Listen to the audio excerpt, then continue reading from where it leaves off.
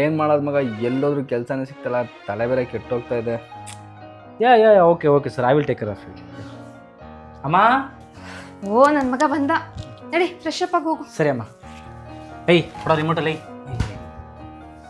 ಏಯ್ ಕೊಡೋ ರಿಮೋಟ್ನ. ಅಮ್ಮ ಇಲ್ಲಿ ನೋಡಮ್ಮ, ರಿಮೋಟ್ ಕಿತ್ಕೋತಿದ್ದಾನೆ. ಏಯ್ ಕೊಡೋ ಅವನಿಗೆ ರಿಮೋಟು. ಬೆಳಗಿಂದ ಕೆಲಸ ಮಾಡ್ಕೊಂಡ್ ಬಂದಿರ್ತಾನೆ, ನೀ ಏನು ಮನೇಲೆ ಬಿದ್ದಿರ್ತೀಯ? ಕೊಡು.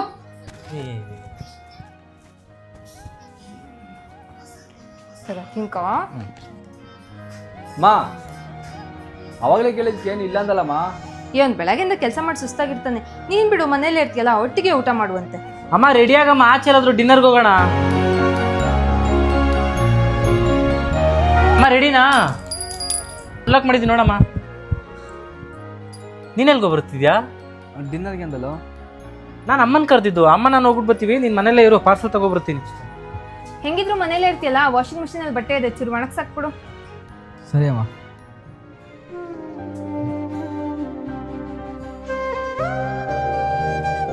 ದುಡಿಮೆ ಇಲ್ಲ ಅಂದರೆ ಹೊರಡೋರು ಮಾತನ್ನ ಬಿಡಿ, ನಮ್ಮನೇಲೂ ಸಹ ಮರ್ಯಾದೆ ಸಿಗಲ್ಲ.